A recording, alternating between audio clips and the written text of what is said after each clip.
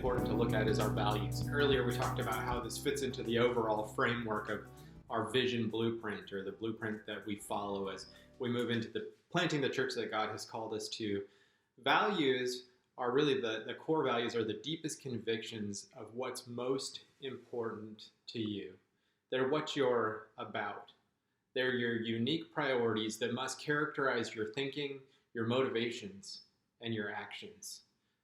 Understanding the nature of core values, we see that core values tend to be characteristics or qualities that are not tangible or quantifiable, but lead to the quantifiable. That is embedded in your strategies, structures, and lived out in individual lives. Core values are non-negotiables that you must hold to at all costs. They're not doctrinal statements. That's something that you would find under your biblical worldview and the mission that God has sent us on. Core values will become evident in your church no matter what. As leaders, the goal is to set and shape these values. So assessing our core values. When we set out to define what those core values are, oftentimes we're talking about our ideal values. Those are what we want to see become realities in our church.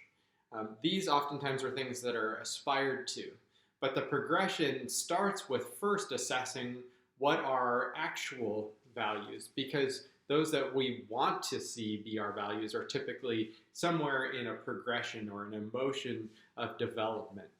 So the ideal values are those that we want to see become realities in our plant, whereas the actual are the values that you bring.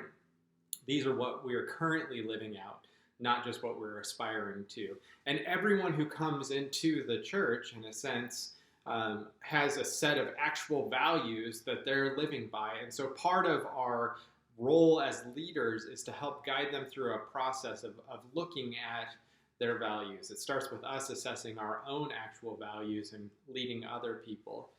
One of the tools I've picked up along the way is just the beauty of celebrating. Because I think celebrating is a way to, in a positive sense, really call out the values that you're seeing lived out. When you see those ideal values lived out, to tell the stories, to celebrate them in a way that helps solidify the values that we want to be living by. But again, it begins with assessing the actual values that we're currently living by. For everything that goes on in the planting effort, you must be able to ask the question, why do we do this? And it should reflect at least one of the stated core values, or it needs to be evaluated and possibly discarded. If you can put it on a calendar, it's most likely not a core value, but a strategy. So here's how a simple way to kind of assess the actual values in a push towards the ideal values. First, to ask yourself, what do you think about? Contemplation.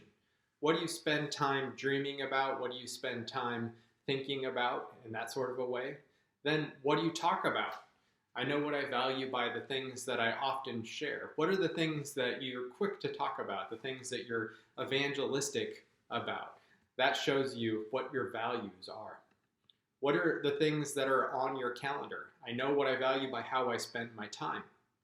When you look at your calendar, what are the things that you prioritize? Do you prioritize planning? Do you prioritize meeting with people? What are the things that are important to you? And what does that say to you about your values, your actual values, especially in light of moving towards those ideal values?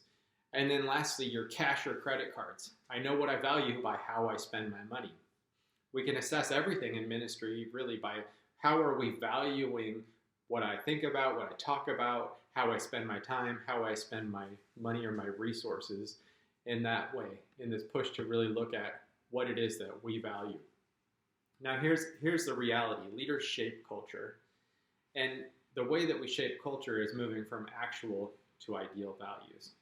So one of the really effective tools to do this is first to define what those values are. Secondly, to disciple them. So to train people in them. And when I say training, I mean apprenticing. So helping people see what it looks like and where it shows up. You want to help apprentice them in the ways of living out these values.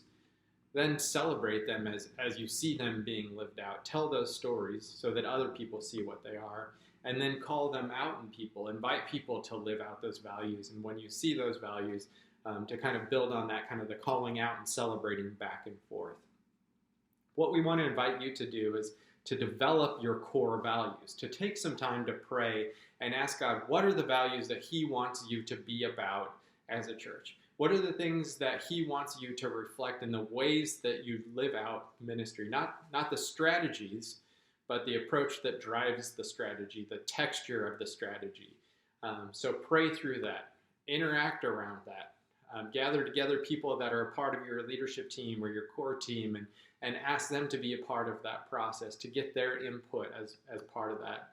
Brainstorm kind of what's the rationale behind this value, and what are the anticipated outcomes. If these values that we're saying we want to be our ideals are really lived out, what would that look like? What would the outcomes be?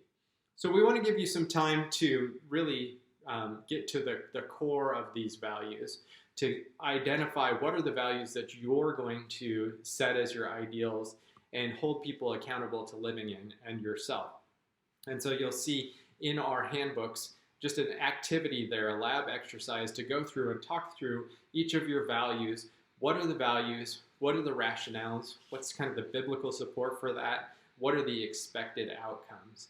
These things, again, will shape our ministry. They'll provide the texture of the ministry.